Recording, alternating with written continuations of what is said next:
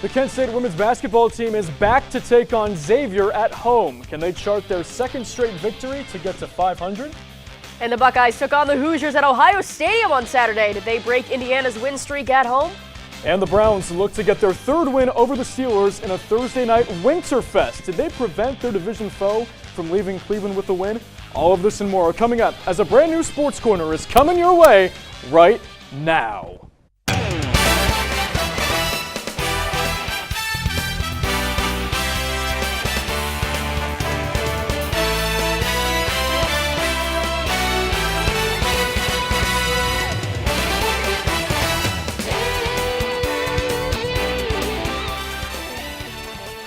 From the Franklin Hall studio on the campus of Kent State University, this is Sports Corner. Alongside Liv Sharp, I'm Matt Corrali. Liv, Saturday, the defending MAC women's basketball champions were in action taking on a Power 5 squad. Yeah, they took on the Xavier Musketeers at home, and they were looking to go 7-0 all-time versus the Musketeers. But the question is, could they get the job done inside the MAC Center? Let's head there for the highlights on this Saturday afternoon. The defending MAC champs looking to go back-to-back here this season. We'll pick it up first quarter, flashes up 12-6.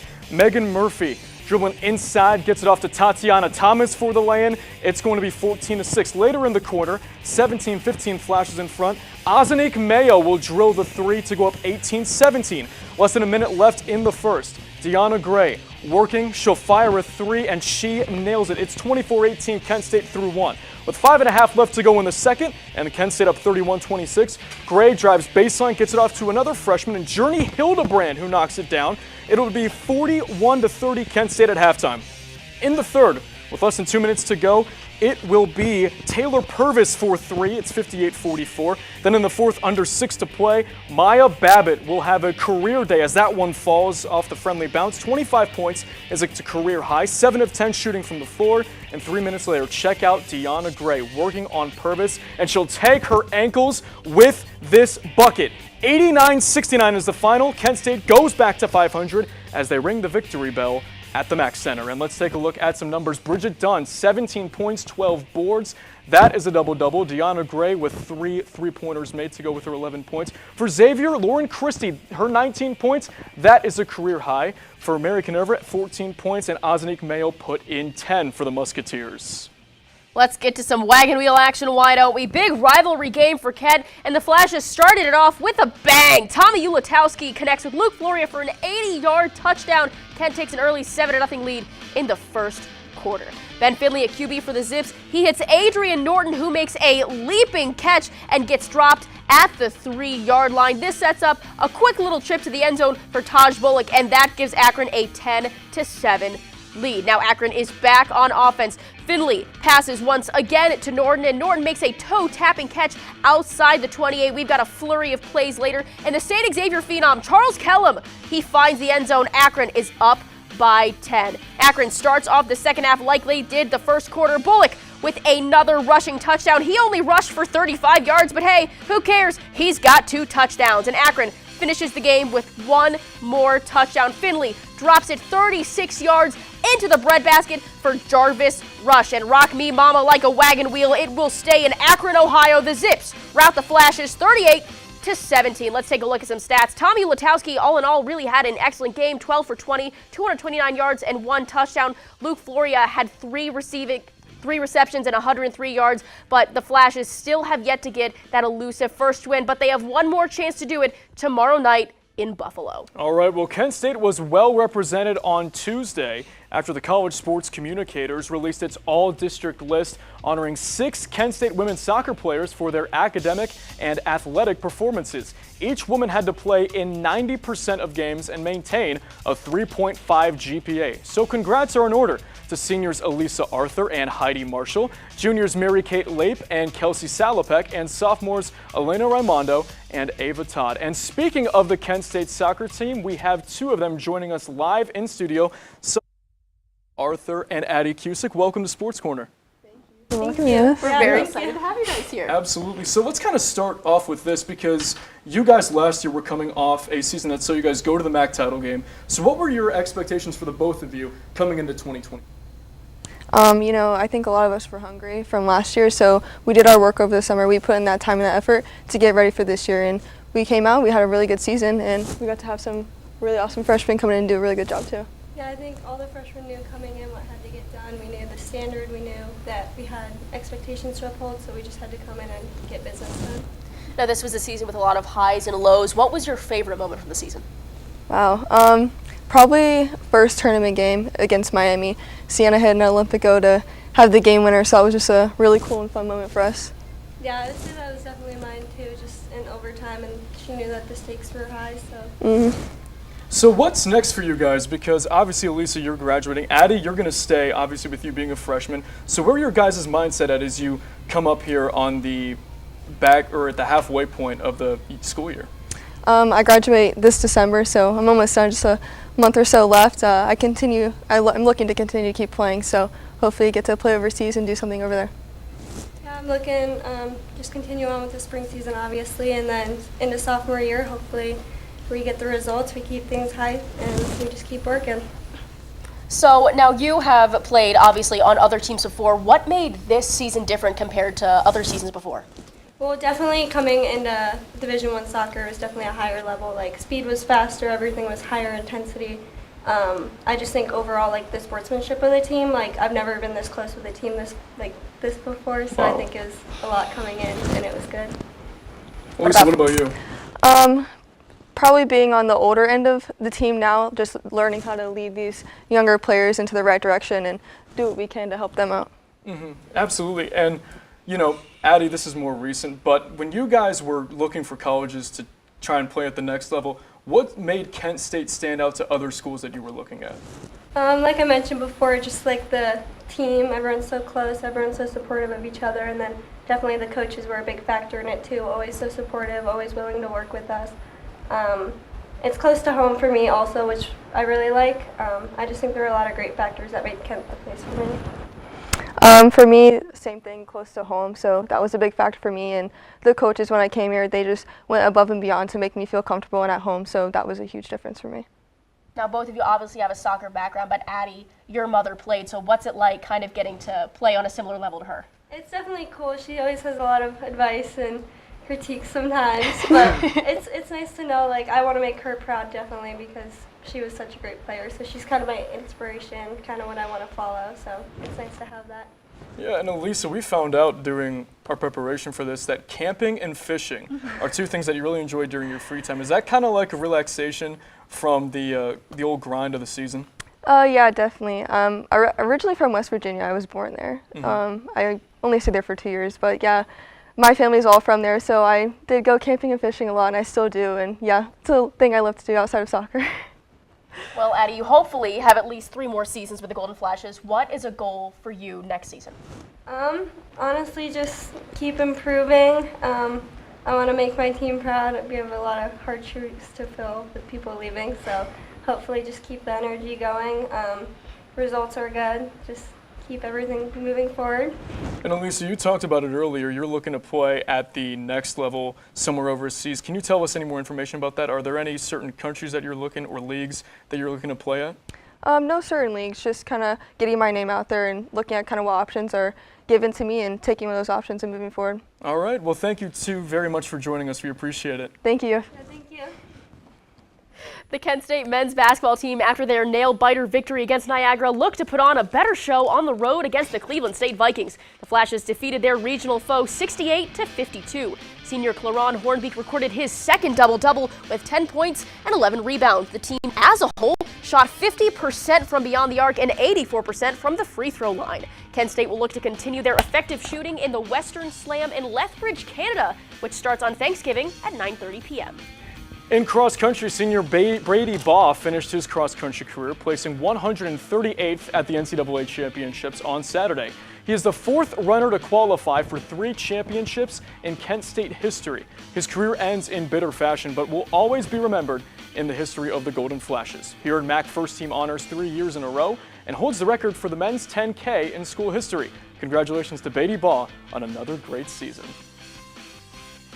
Heading to the mats, junior Billy Meisner led the Flashes with a first state place finish at the 2024 Navy Classic.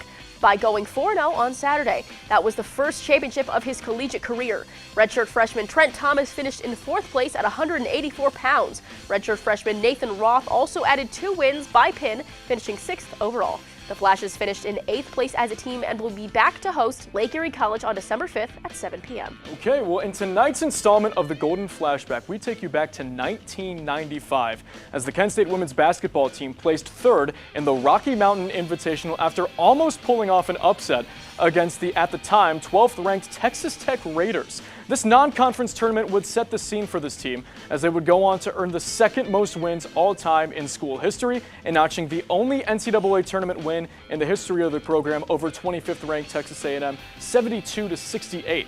This team led by Amy Sherry, who sits at 3rd in career points and coached by Bob Lindsay. Both names are attached in the Varsity K Hall of Fame. This has been another Golden Flashback.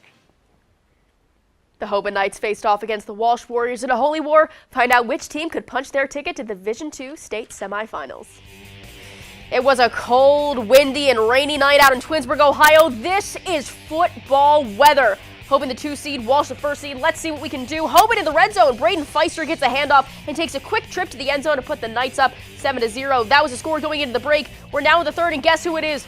Feister, he rumbles it in from 8 yards out, capping off a nearly 6.5-minute drive. The Warriors looking to finally score, but first, they're going to set up shop around the 26-yard line with a blocked punt. Take a look at this. Keller Moten puts the team on his back, breaks a tackle, reaches to the left, reaches for the pylon, and gets the score, but it is Feister to put it on ice. He rips off a 68-yard touchdown. He finished with 262 yards and all 3 of Hoban's TDs. And the Knights are continuing on. They'll face Avon this Friday at the University of Akron, taking it 20-7. It was regional finals all across the state of Ohio. Let's take a look at some scores here. St. Ed going to the state semi for the 4th straight year, taking down Menor. Avon takes down Highland by 8. It's their 7th regional title in the last 8 years. The way Glenville took down Perry 12-6, it was due to a walk-off touchdown from C.J. Newell in overtime. And Big Walnut takes down the reigning Division II champs 14-7. The Massillon Tigers won't see the title game for the first time since 2021. Wow.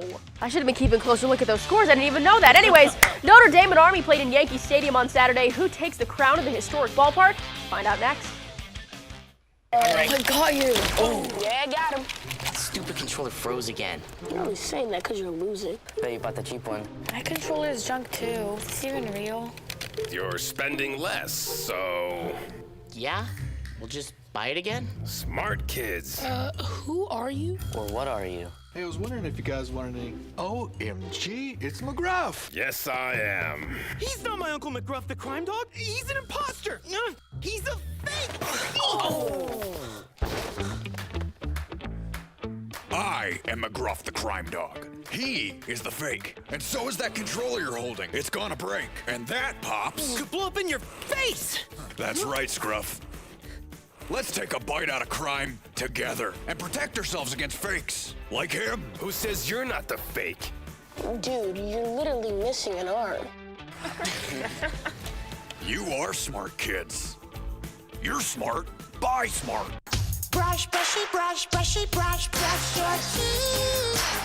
Every day and every night. Now it's your parents' turn. Here's what you gotta do. Let them have your toothbrush so that they can brushy brush your teeth. Good job, you're almost done. 5, 4, 3, 2, 1. That's it. Help your teeth stay healthy. Brushy brush with a grown-up every day.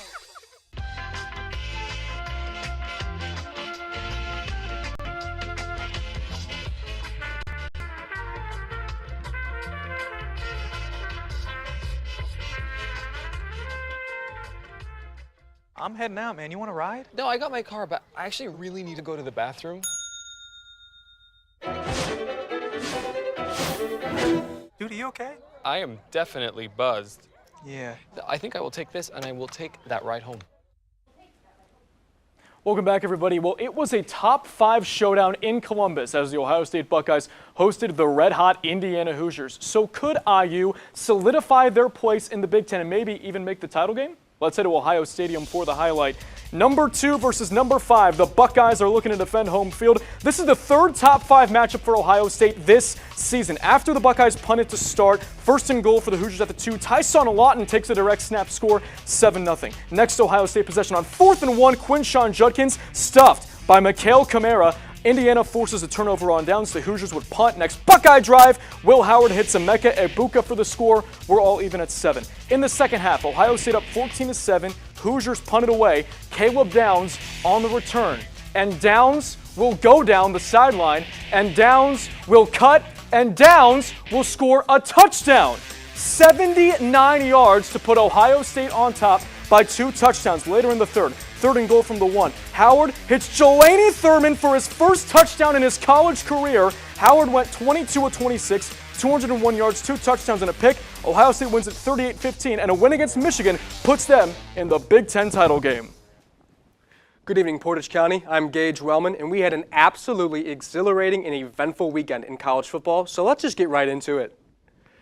I'm going to take you. Our journey takes us to Jordan-Hare Stadium, home of the unranked Auburn Tigers, as they welcome in the 15th ranked Texas A&M Aggies. Peyton Thorne play action pass and finds his teammate Cam Coleman, who's going to walk in for a Tiger touchdown to put the Tigers up 13-0. Then both teams, they would score a touchdown of their own. Marcel Reed, he's going to find Noah Rogers on an awesome catch, backs off 2 different defenders. Marcel Reed again on an option run, hands off to Amari Daniels to get the Aggies some more points, some much needed points. But the Tigers, they don't care their record.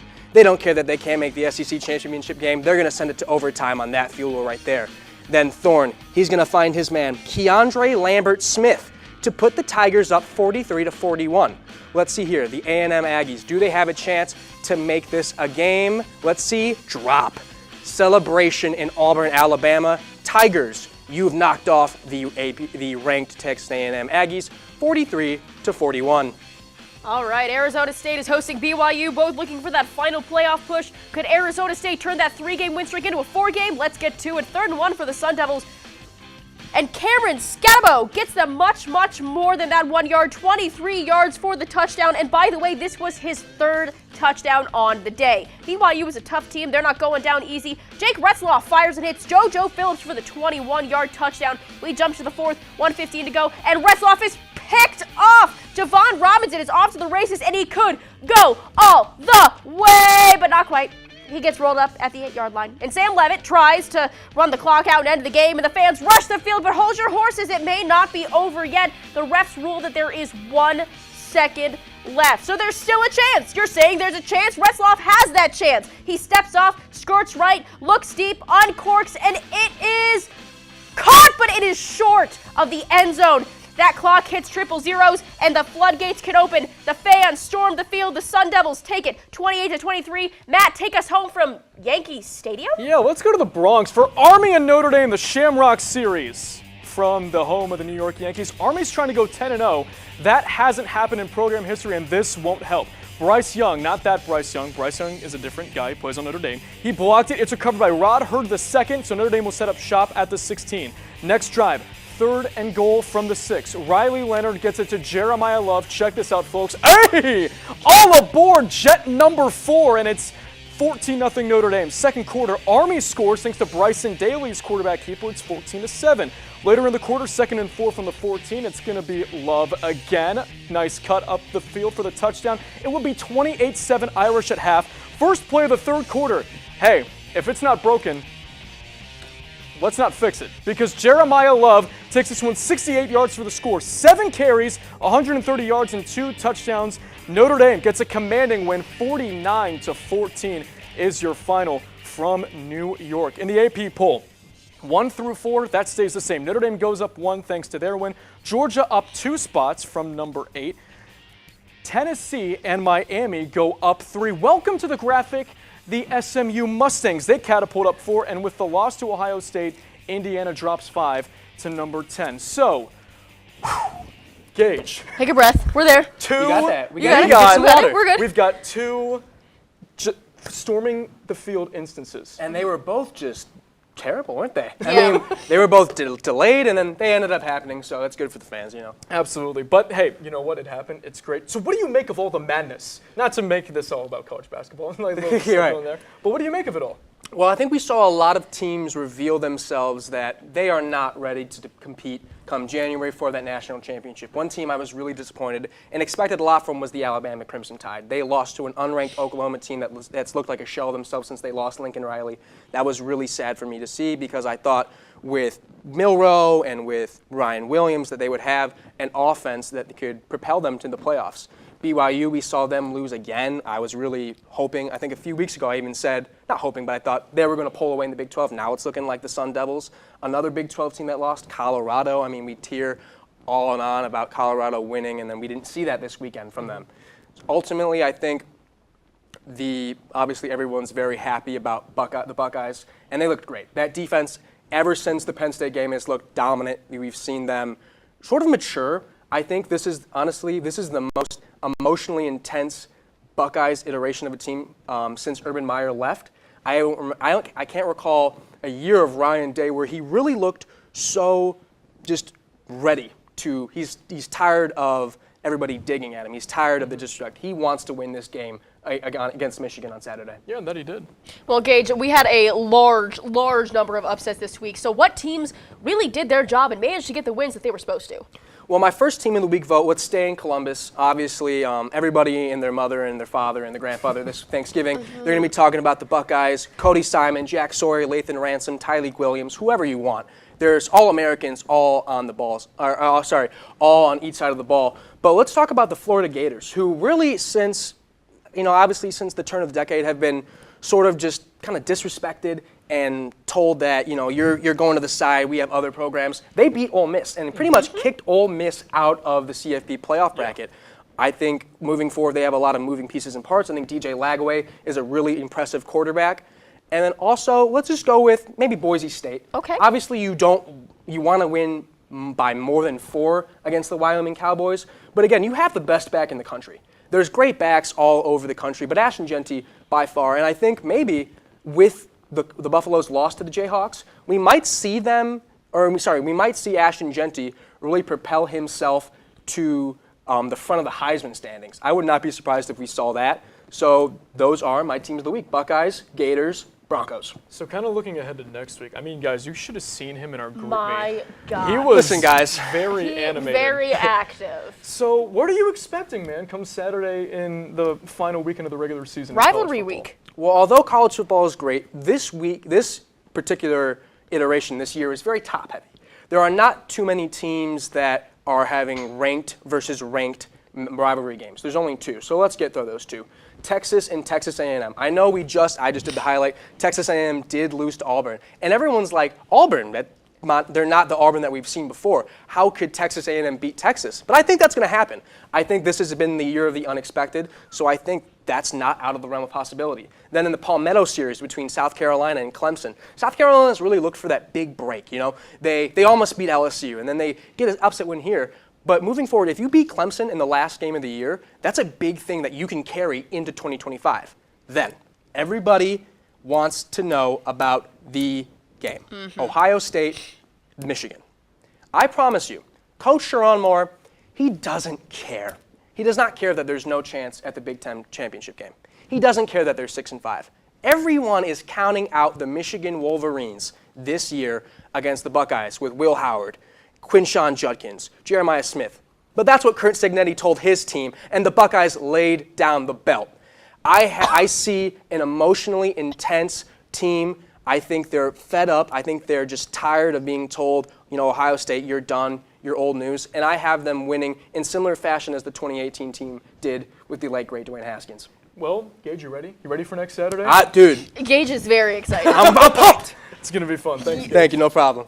Yeah, that opinion really wasn't very popular in this group. Anyways, this week there was a team who accomplished something that was never done before, and that team was the Kansas Jayhawks. KU faced off against a red-hot Colorado Buffalo team this past weekend at Arrowhead Stadium in Kansas City, and the Jayhawks channeled their inner Chiefs en route to a decidedly dominant 37-21 win, derailing Colorado's ability to control their own destiny to reach the Big 12 title game. So what was that thing that Kansas did for the first time ever? On Saturday, they became the first team in FBS football history with a losing record to beat 3 ranked teams in a row. Kansas has effectively took what looked like a lost and very disappointing season and turned it into one that could lead to a bowl game appearance should the Jayhawks beat Baylor on Saturday. We also want to specifically shout out running back Devin Neal, who was borderline unstoppable against Colorado this weekend, totaling 287 all-purpose yards and 4 scores. So shout out Kansas. We hope you continue to rock chalk and roll as the season begins to wrap up. Oh, good for them. That's fantastic. Well,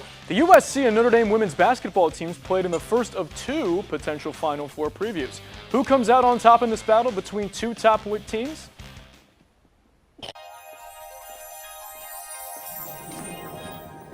Can you consent with me?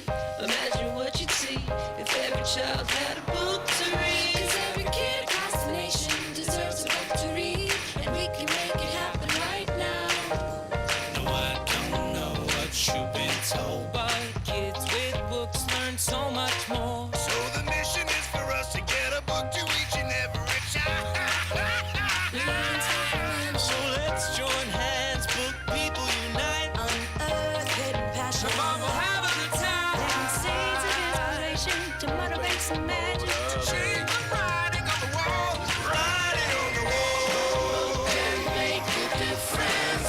One book can inspire a child.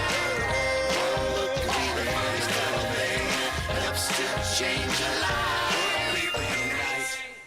Read to a child today and spark a lifetime of ambition. Jimmy can't sing, and Tommy can't dance, so we're gonna put some ants in their pants. Kids will spend 22 minutes watching us, the super duper party troopers, sing about ants in their pants. Isn't that funny? Ants in their pants, they've got ants in their pants, they've got ants in their pants. Brushing for 2 minutes now can save your child from severe tooth pain later. 2 minutes, twice a day. They have the time. I felt accomplished after I got my diploma. Made me feel that I could take on whatever challenges life throws at you. Find free adult education classes near you at finishyourdiploma.org. I know kids worry about a lot of things. Getting enough food to eat shouldn't be one of them. Through a nationwide network of food banks, Feeding America serves virtually every community in the United States. See how you can help your community. Visit feedingamerica.org. College hoops are in full swing as the Tennessee Volunteers took on the Baylor Bears in the Bahamas Championship. Let's head out there to see who would come out victorious, as it would be the Bears and Volunteers. That's Chaz Lanier. He's going to have himself a big night. We'll tell you why. So let's have some fun out in the Bahamas with tip-off, and Tennessee looking to get something going. Hey, Lanier is open, and he's going to knock down the 3 to get this party started. A minute later, Lanier off the bounce. Yes, sir, 6-0. Later on, Tennessee up 7-2. Let's feed the hot hand out. Chaz Lanier from downtown. It's 10-2. Next time down, Lanier says, I'll do it myself. From the logo, Chaz Lanier from downtown. It's 13-2. Can he do it again? Chaz Lanier for 3. 25 points, 7 of 10 from 3. Later in the half, Zakai Ziegler to Cade Phillips with the alley-oop. It's 21-4.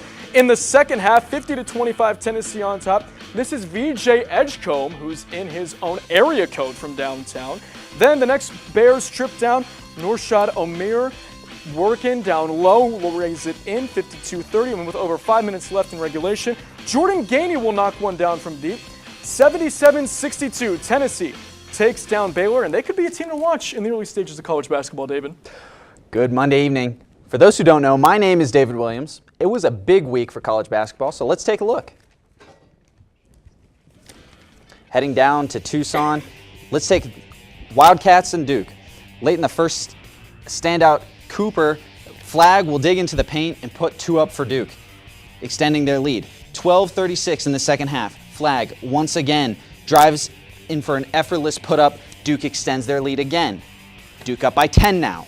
A lot of movement around the perimeter. Carter Bryant throws up a little raindrop, and that's an easy 3. Duke cuts the lead down. 8 minutes left. Trey Townsend sends a rocket over to KJ Lewis. Takes an easy 3. Arizona down by 7 now. 5 minutes left. Freshman Con Knippel with a deep 2, and it will fall. And then he's back at the line from range. It's going to fall. 3 more for Duke. and there's a minute left. Cooper Flags puts up a little floater. This might be the dagger for Arizona, down by 8 now. That's the end of the game. The coaches and players shake hands as Duke takes the dub after keeping the lead the whole game, a final of 69-55. We take things over to the women's side with number 3 USC hosting number 6 Notre Dame. You saw Hannah Hidalgo there. Let's see her again. She gets it outside the arc and drills a 3, capping off back-to-back triples for the Irish. They are up by 8. Other side of the court, Juju Watkins dishes to Kaylee Henkel, and she drains a triple. Watkins now soaring up the court. She rolls around 2 defenders, hits the jumper, and gets the foul. USC is mounting a comeback, but Hidalgo is trying to slam the door with a driving layup. Notre Dame up 46-41. She wasn't the only one cooking. Olivia Miles with the 3. Take a look there. That's a beauty. Let's see another right outside the arc, top of the key. Gorgeous. And guess what? We're going to see triples from Miles to pull the Irish away. One more for you. Absolutely stunning. Count 'em, Miles. 1, 2, 3. She had 20 on the night. Hidalgo had 24. And Notre Dame takes down USC by a final of 74-61. All right, let's go to a top 5 matchup. South Carolina, UCLA. Hello, Jason Sudeikis. Dawn Staley's ready to roll. She believes in her team in this one. Sorry, that was a bad Ted Lasso pun. Anyway, let's start off with a London Jones tray. That will be good off the bounce, and South Carolina needs a timeout and needs to tell her team to be a goldfish. Oh, jeez, I did it again. All right, 21-10 UCLA in front. Kiki Rice with the steal. Kiki Rice with the lay-in. It's good, 23-10. A few minutes later, UCLA now up 12. Tessa Johnson will get the kick out, and she will nail it from deep, 26-17. It's at single digits. But later in the second, UCLA got 4 more, and they're going to get 3 more thanks to Tamia Gardner from deep. 2 minutes later, 38-22. That was Alina Arnisalo, that for 3. Second half, 47-29. Lauren Betts with the layup to go up 51-32. In the fourth, UCLA up 20. Let's hit Jones again, and she knocks it down. 77-62. UCLA gives South Carolina their first loss in 2 years. So you enjoyed those Ted Lasso puns a little bit. Yeah, I'm sorry. You were excited for that. Hey, I liked them. I liked them a lot. Appreciate you, David. Anyways, we just watched Duke and Arizona. David, what happened to Arizona? Oh, jeez. So it was a good game. It was a slow game. One thing I think Arizona needs to work on is a little bit of their offense.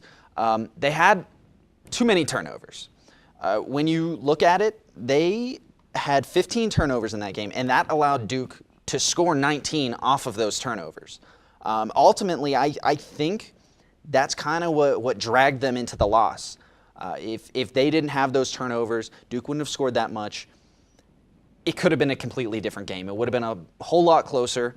Right now, they're averaging 12 turnovers per game, and that has really hurt them when you're looking against some of these other teams. They just played Wisconsin. They lost to Wisconsin. They had 13 turnovers in that game. Another issue that they seem to be having a little bit is with Caleb Love. They rely on him too much. Yes, he is a good player, but he's in a bit of a slump right now. He went 3 for 13 from range against Duke, and he only put up 8 points. And it was the same with Wisconsin. He put up 6 points against Wisconsin.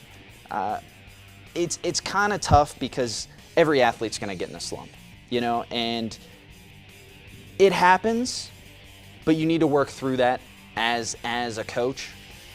You can't put all the pressure on your star player if he's in a slump. He's not going to perform up to that standard. He started the season out with 17 points, and it's just trickled down as the season has gone on. Again, it's early in the season, so this could obviously change. Next week, he could be out of the slump, and we could see a completely different team. But until that happens, and until they address the turnovers, I'm not sure how it's going to go for them. And going to the Duke side of the scoreboard, David, what did you like from them in that performance out in the desert? Yeah, so Cooper Flagg is a standout. Mm-hmm. Oh, my God. Well, first off, Duke having 3 starting freshmen on their team and for them to be such a powerhouse that they are is absolutely incredible.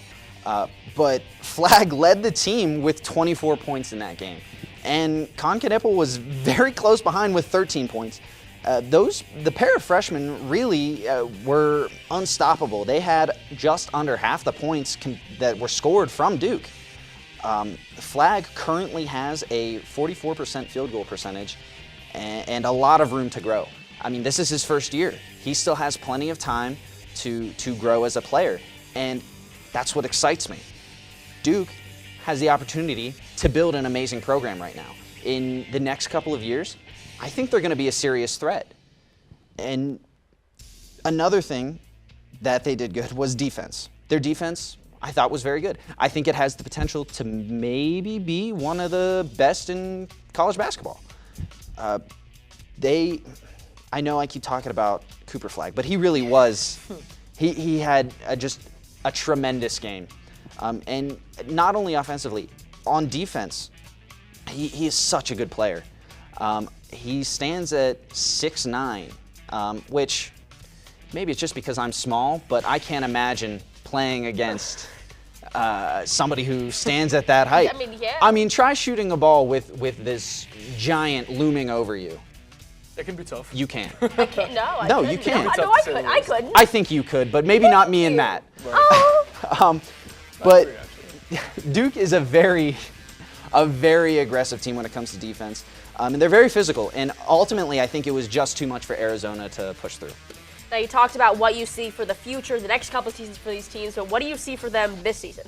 Yeah, so I need to start out. I think Duke has a sleeper build. I think, I don't know if they're going to be able to go all the way, but I think they're going to move in silence. I do. They're going to make some big moves. I think they're kind of underrated. I think they might have a chance at a playoff run. Do I think they're going to win? No. But I am very excited to see where they go as a team. They have amazing talent, and as they continue to grow as players, the team is only going to get better. Next week, or no, not tomorrow, they play Kansas, which I think is going to be a very tough game for them. But I don't think it's impossible. Kansas is undefeated, but if we continue to see those performances from Cooper Flagg in Con Knipple, I genuinely think perhaps they might stand a chance. Arizona on the other side has a lot of work to do. They have their turnovers are mainly their problem. They're losing a lot of points due to those turnovers. And once Love gets out of his slump, hopefully the turnover problem is fixed. And once that's fixed, I think they have the chance to be a good team. And a lot of drama going on. Memphis beat UConn. Women's game is strong. It's awesome. Thanks, David. Well, the Browns hope give Pittsburgh a loss after 5 straight wins. Can they ice the hot streak in a Cleveland snowstorm? Find out after the break.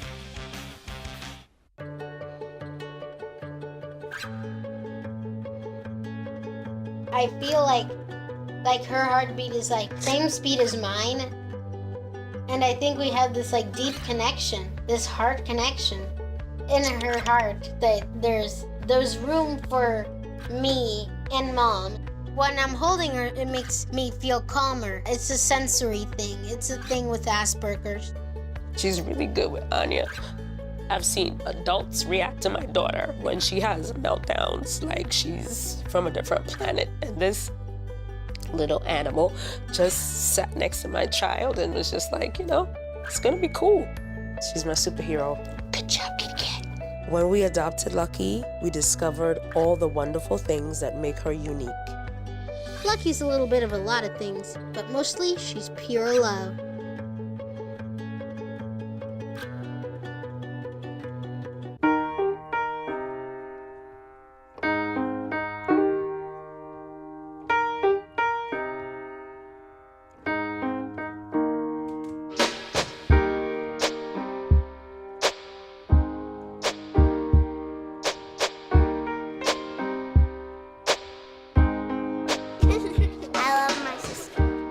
Doesn't see race. Love is love. Hey, did you know that 2.4 million loving cats and dogs in shelters and rescues need our help to find a home? Go to theshelterpetproject.org and search your local shelters and rescues. Go for a cuddle with your next best friend. Adopt. OMG, OMG, it's McGruff. Yes, I am. It's not my Uncle McGruff, the crime dog. He's a fake. I am McGruff the crime dog. He is the fake. And so is that controller you're holding. It's gonna break. You're smart. Buy smart. It was a winter wonderland Thursday night as the Browns hosted their arch rivals, the Pittsburgh Steelers. Let's head to Huntington Bank Field to see how these teams braced the conditions, because it got interesting as the night went along.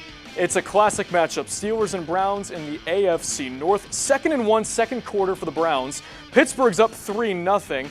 But they'll give it to Nick Chubb, who goes right up the gut, crossing the goal line for the score. It's 7-3 Browns. Liv, you mentioned in the Hoban Walsh highlight how there was football weather. That was rain. I raise you like effect snow. As on 4th and goal in the 4th, Browns up 10-6. Jameis Winston with nowhere to go takes off and says, I have unwavering faith, and scores for the touchdown. It's 18-6 as they go for 2 and get it. Next Steelers possession, Jalen Warren gets the rock, and he will score the touchdown with the flurries coming down. It's 18-13 Browns. A strip sack from the Steelers gives Pittsburgh the ball back.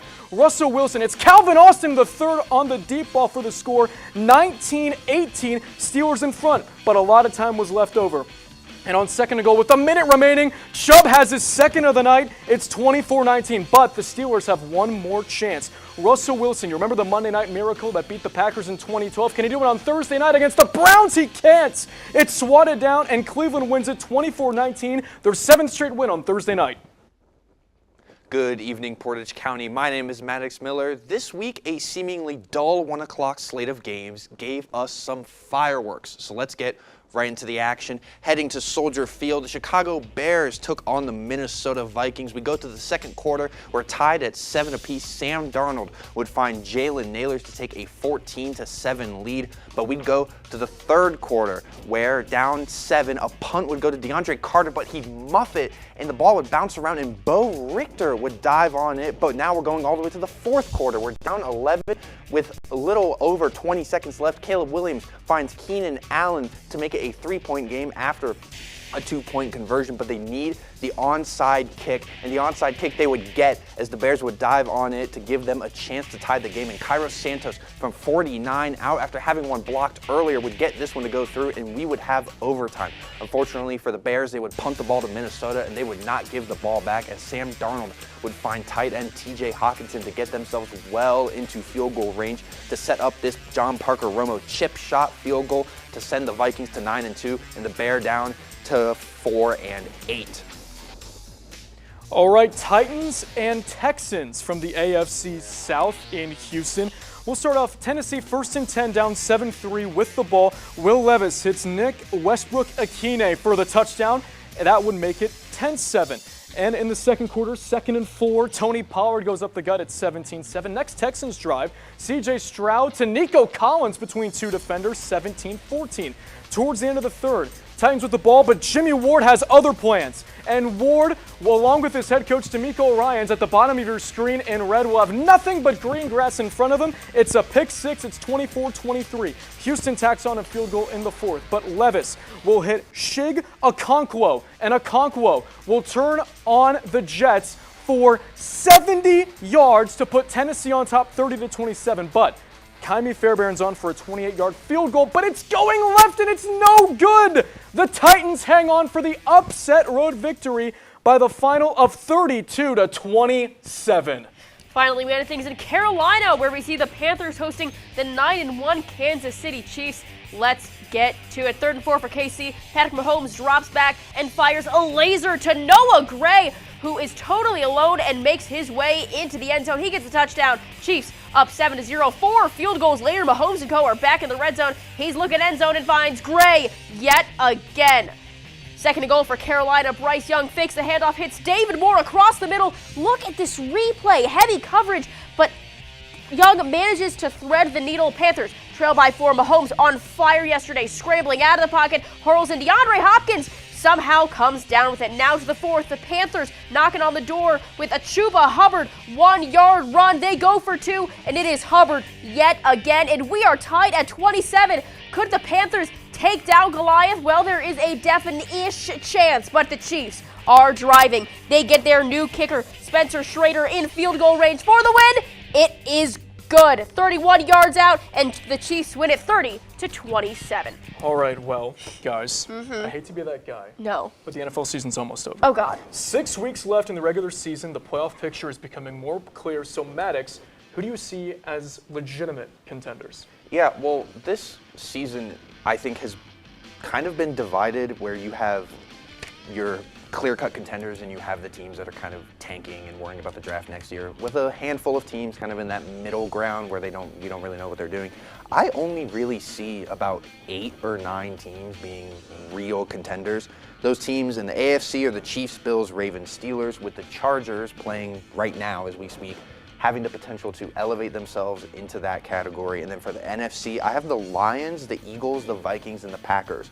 So that means Falcons, Seahawks, currently leading their division right now, and the Texans, who we thought, or a lot of media thought, was going to be Super Bowl contenders. I don't really see them like that, as they are both, those 3 teams are kind of riding the struggle bus right now. And then even in these 8 teams, I see the Ravens and the Steelers as really shaky, especially the Ravens. They're 7-4 right now. If they lose to the Chargers, they drop to 7-5. It's becoming less of a let's win the AFC North and become let's just get in the playoffs to begin with. And same thing for the Steelers after a really tough loss against the Cleveland Browns, as we watched earlier. Yes, they're still leading the AFC North, and if the Ravens lose, that gap becomes wider, but it is bringing up questions for, can the Steelers hang around with the Bills? Can the Steelers hang around with the Chiefs? And I just don't know if they can, but I see the pool of true contenders being maybe a little smaller than what some people would like, as the wild card teams I don't really view in that picture outside of maybe the Ravens and then the 2 NFC North teams with the Vikings and the Packers. But the Packers and the Vikings, specifically the Vikings, have been having some tough wins lately, which isn't something you want to see. We just saw the Vikings escape from Chicago. They barely beat the Jacksonville Jaguars, where is this team a real contender, or are they just kind of in that pretending category? Now, outside of those teams, there are lots of others who are fighting to survive or even claw their way in. So who do you think is going to make it to the big dance, and who do you think is going to fall out of this picture? So I see, going back to AFC, NFC, the only real team I see potentially making it into the AFC is the Miami Dolphins. They've picked up, I believe, 3 straight wins in a row. Yes, some of them against lesser opponents, but they finally have Tua back. He's finally gotten comfortable back in the system. They're realizing that Jonnu Smith is a great safety outlet for him, and he's having a great season for them. The defense is playing well. Calais Campbell is just an ageless wonder at this point, where he might play for another 30 years and still get 8 sacks or something. I see the team that they could potentially knock out being the Denver Broncos. The Broncos are playing really well right now. Bo Nix is campaigning for Offensive Rookie of the Year, and it's been a stellar season for them. But we could see what is happening with the Commanders right now, who I'm going to get to later, where the rookie magic can kind of wear itself off. The Broncos' schedule is favorable. They still have, I believe, a matchup with the Raiders. I think they have a Browns matchup in there. But the Dolphins' schedule, yes, the Packers is going to be a tough matchup on Thanksgiving coming up on Thursday, but they do play the Jets twice. And that could be 2 wins for them as long as Aaron Rodgers keeps doing what they are doing. In the NFC, Bucks, I can see them running their way in, and I can see the Commanders' magic kind of falling off. All right, Maddox, really appreciate the time. Thank you. Now taking a look at Monday Night Football. Like we alluded earlier, Chargers on top 7-0. Justin Herbert with a 5-yard touchdown run to kick off the scoring, as quarter number 2 is just getting underway. This show, it's about the lights, it's about the cameras, and it's about the action. Let's go. Welcome to another edition of Timmy Talks inside your Monday night edition of Sports Corner. So let's get started, folks. With things about to go off in basketball, let's see where the Cleveland Cavaliers are. The Cavs have officially lost their first game of the regular season after falling to the Celtics last Tuesday on the road in Boston. Last Monday, I came on here and did my little dance with the Cavs frog. Unfortunately, after the Cavs dropped that game on Tuesday, they were no longer undefeated. Now, the Cleveland Cavaliers were missing a few key points in their rotation in that game against the Celtics, mainly Isaac Okoro, Max Strus, who is yet to play a game this season, Dean Wade, and Karis LeVert. Those 4 pieces were absent in that game against the Celtics, which is very important for the Cavs. Another thing that the Cleveland Cavaliers learned in that matchup against Boston, where they took their first loss, was that Evan Mobley is a strength of this Cavs team. It's important for the Cavs to run their offense through Evan Mobley, as that progression looks like it's finally showed up for Cavs fans. He wasn't very hot in the first half of the game, but once Evan started to get hot in the second half, the Cavs fought back into that game. Down 16 at one point, they fought all the way back to only drop by 3 points. Now, also, there's a lot going on in basketball. A Cleveland group has formally launched a bid for forming a WNBA expansion team. Rock Entertainment Group, the umbrella group who hosts Dan Gilbert's Cleveland Cavaliers, officially announced last Wednesday. The WNBA's 13th team will start their first season next year in San Francisco, while Toronto and Portland were awarded the 14th and 15th teams earlier this year. The league plans to expand to a 17th team by 2028 at the latest. Now let's transition from basketball to football, starting out at the high school level. This weekend marks the start of the Ohio High School Athletic Association football state semifinals. Cleveland has a couple of teams still playing from within their county. Lakewood St. Edward is playing in Division I, and Glenville is still alive in Division IV. Congratulations to those young men who still have the opportunity to be playing high school football on Thanksgiving. There's just nothing like that feeling, truly. And speaking of nothing like that feeling, let's wrap up tonight's segment by discussing the current state of the Cleveland Browns. Now, that Thursday night game against the Pittsburgh Steelers was a beautiful game to be showcased on a national level because the Cleveland Browns are set to build a dome within the next 4 years in Brook Park. Now, the Cleveland Browns are not the Brook Park Browns. It would be a little difficult for me to talk about them on this segment if they weren't located in Cleveland. Now, it might take an adjustment period, but these aren't my decisions to make. That's just my opinion. The weather for that Thursday night football game was absolutely magical and something that the entire nation truly deserved to have their eyes on. It was the first snow game of the NFL season, and it truly did look like something straight out of a movie. The snow was coming down, but the determination shined bright. You could not, the energy in that stadium was just unreal. For the Browns to pull off that win against the division rival, a lot of fans were saying that it didn't even matter that their season didn't work out because they ended up beating the Ravens and the Steelers in the same year. Last week I talked about the Browns needed to lose the rest of their games for their draft pick. Well, this one hurt a little bit less to win. I'm just going to wrap it up with that. And that's going to wrap up another edition of Timmy Talks. So much is happening, not just in the Cleveland sports world, but all over. Be sure to follow Kent Stater TV to stay up to date at all times. Now back to Matt and Liv at the desk. Thanks, Timmy. Coming up, we hand out our award. Highlight some of our favorite moments of the week, so don't turn that dial.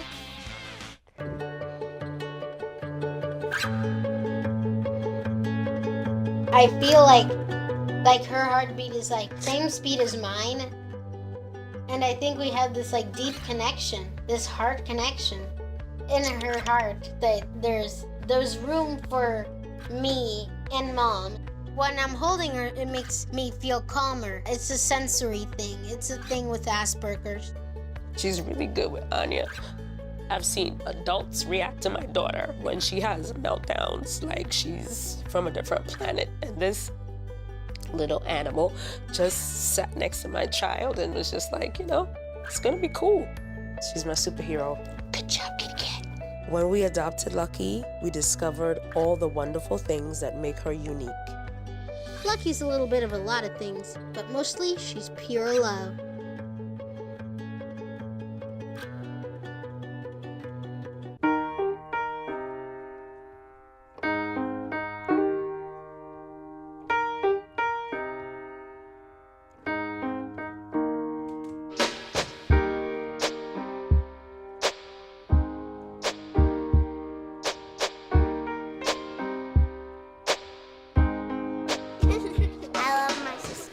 Heart doesn't see race.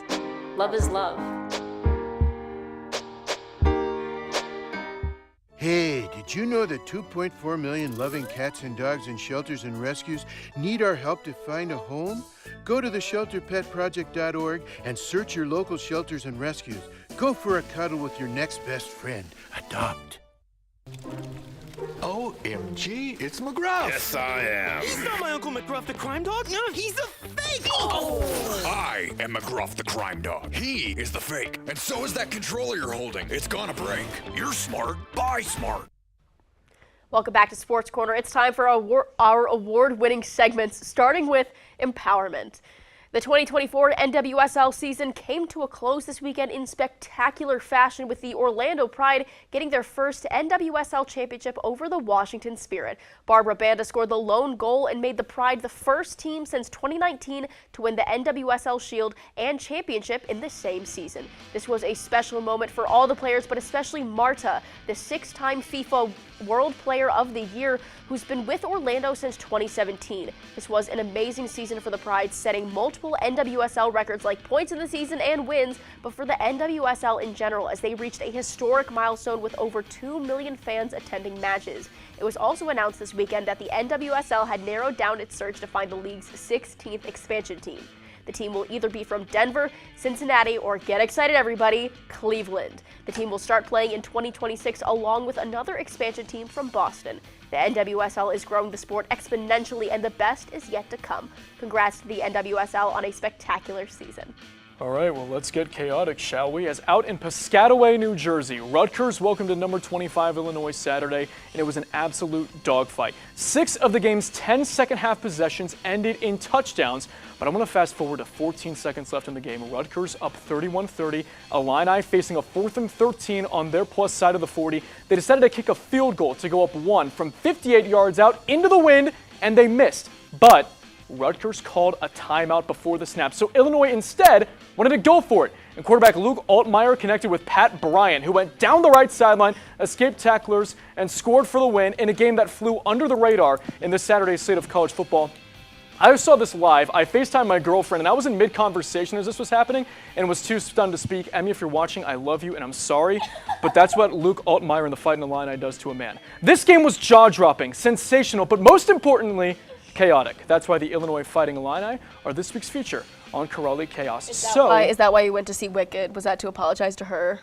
No. So for the end segment, South Carolina's 43-game winning streak snapped. I just wanted to see it. I wanted to ask around, what do you guys think is the best record to hold in sports real quick? Liv, we'll start with you. I think it's the all-time three-point record in the NBA, because I think that's insanely hard. And I mean, odds are we might see it broken in our lifetime, but still, I think it's even cooler than the all-time scoring record, period.